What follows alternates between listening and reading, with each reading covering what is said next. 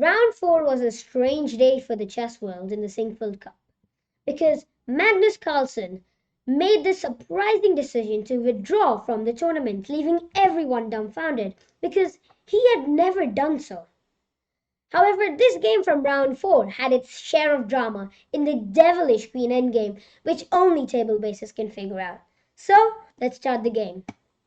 It started off with e4 c5, knight f3, d6, d4, cd4, knight d4, knight f6, knight c3, a6, f3. MVL, playing black, is faithful to his knight of defense, and Caruana plays the English attack, and a theoretical battle appears on the board. e5, knight b3, bishop to e6, bishop to b3, bishop e7, queen d2, castle, long castle.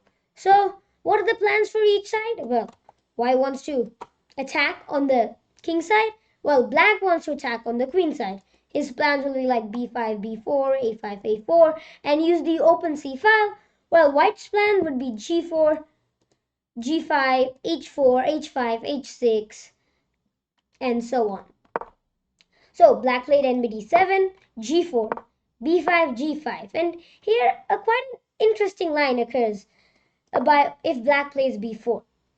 G takes f6, b takes e3, queen takes e3, bishop takes f6.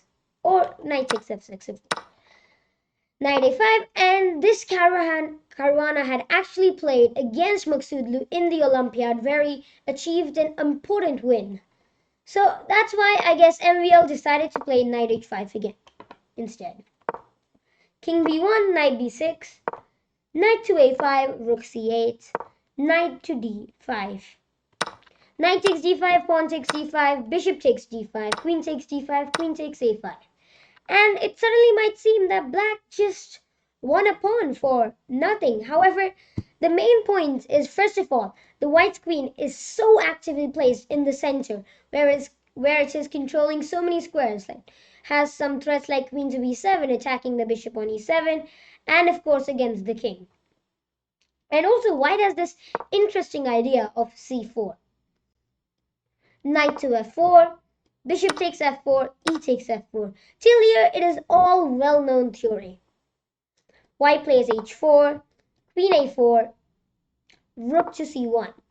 Bishop d3 was played by Dominguez and it gave a win against Vachier Lagrave last year. The Frenchman certainly has some improvement up his sleeve.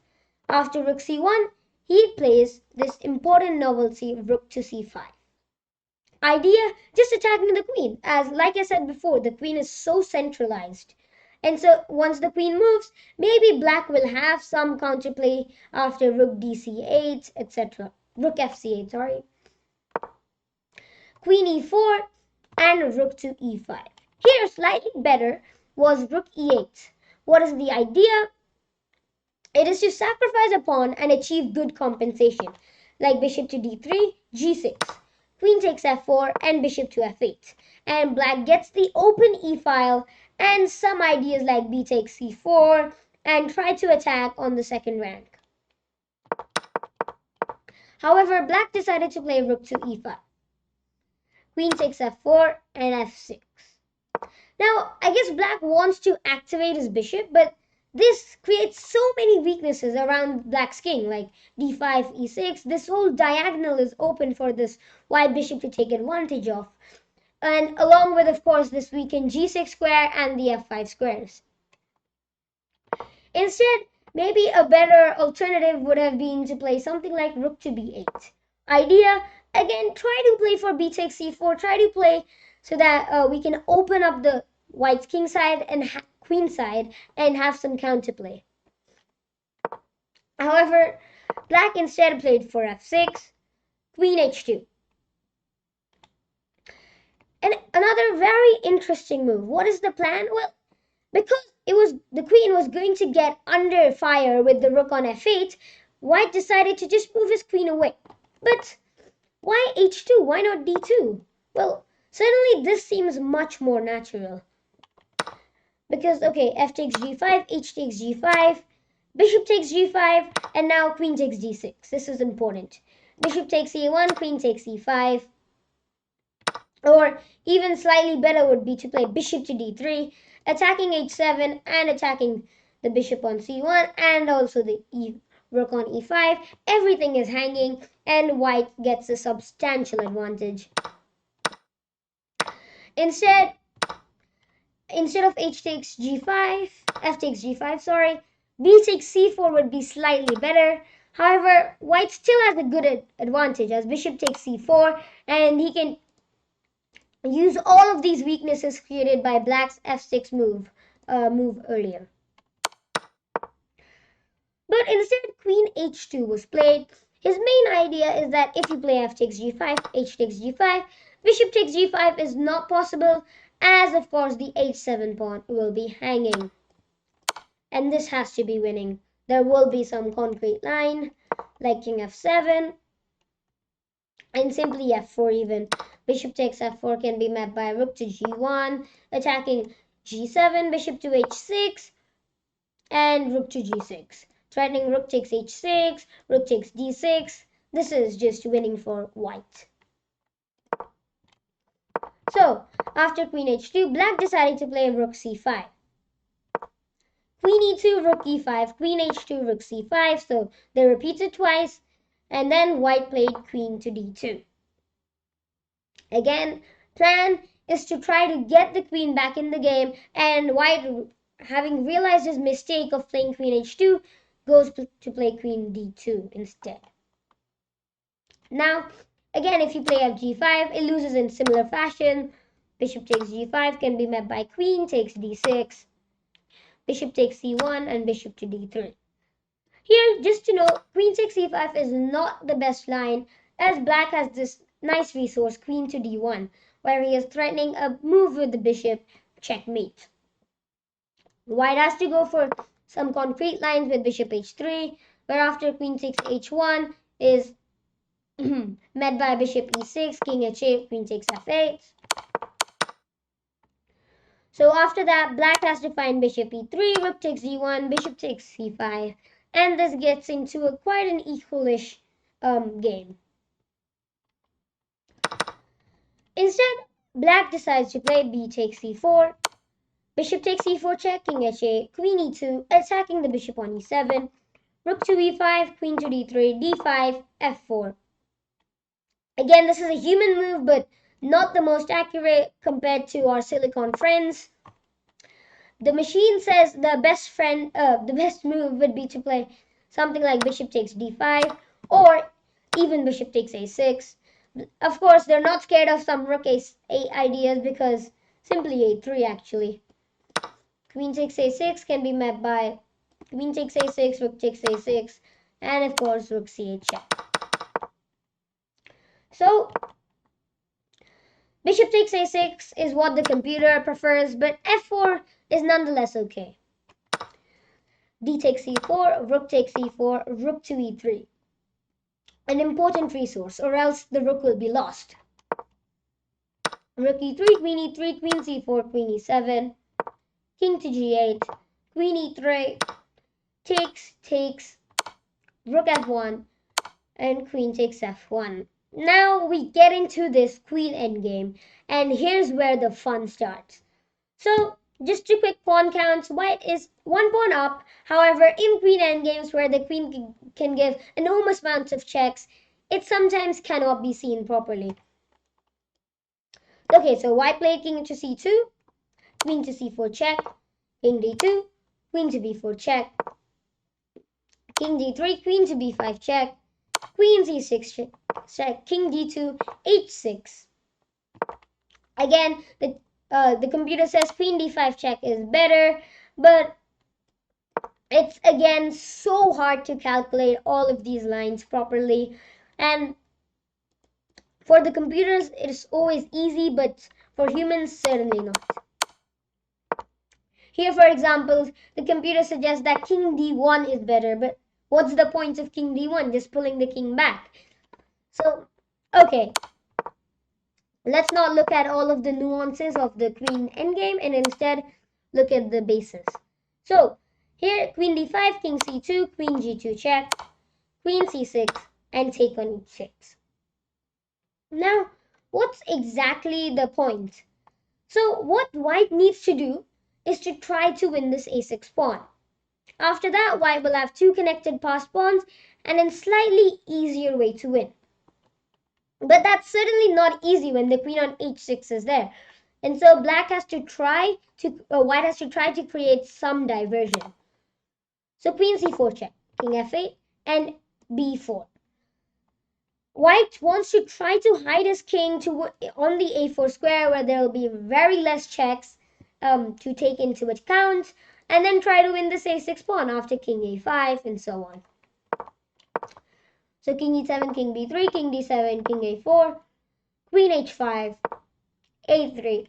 Again, white doesn't want to take on a6, as after queen takes h4, black will have some compensation with the passed g-pawn, and because the king is not close to it, black's pawn can run very fast. So, a3 was played, just consolidating the position, and now g6. Again, not the greatest of moves because that gives white what he wants, like queen takes a6, queen takes h4, queen takes g6. The position is easily winning with table bases on, but not so much when actually playing the game. Instead of g6 though, what can black play? Like if he plays king e8, queen g8 check, king e7, queen takes g7 check, king e6, and of course this is bad because again white will win the a6 pawn and then the two connected passed pawns occur. However, again, computers are suggesting that black can play king e7, after which queen c5 check, queen takes c5, b takes c5. They realize that, oh, this is hopeless. And so in the end, g6 is the best try. Queen takes a6, queen takes h4, queen takes g6. Now, white's simple idea is to bring the king forward, push the pawns, bring the king forward, push the pawns, bring the king forward and push the pawns again. However, black would want to give so many checks to the king so that doesn't happen. Like right now, if the queen was placed on a different square, for example, say f3, black will have queen d1 check, queen a8 check, queen c6 check, all of these checks to take into account. But as of now, the black queen on h4 is quite misplaced. King c7, king b5, king to b7. So black is just getting the king there so that the king and queen can try to stop these pawns. a4, queen e7, queen c6 check, king b8, queen d5, queen e8 check, queen e3 check, queen a7 check, queen e7, queen c6 check, queen e7, queen c5. And this move throws away the win. Actually, even before, white had a simpler way to win. After queen f7, white could have just gone for b5. Because now there were actually no checks involved, as the black queen cannot give a check along this diagonal or this diagonal. And queen a7 check would be suicidal because after the trade of queens, there would be nothing left except for a white victory.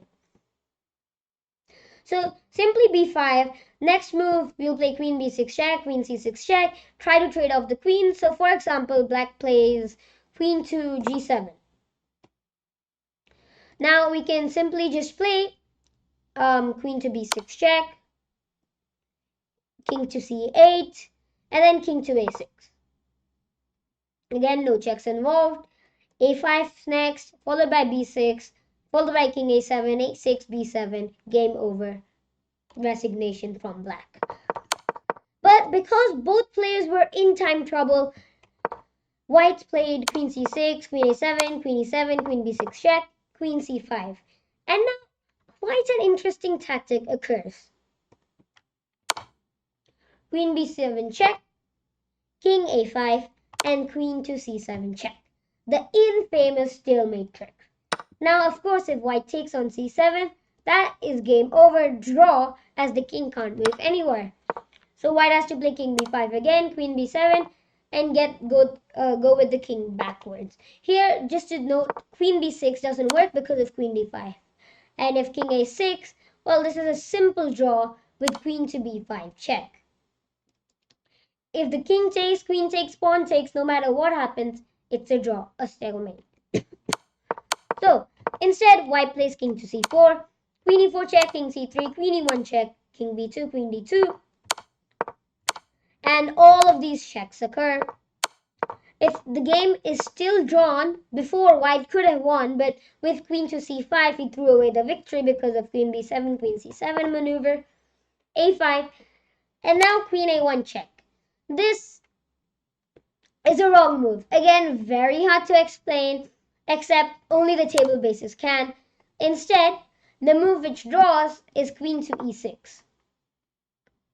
Point being, the queen is much better placed on e6, where it is controlling all of these squares, and if king a4, black can give the check with queen e8, b5, simply queen e7, for example, or even queen h8, threatening queen a1 check,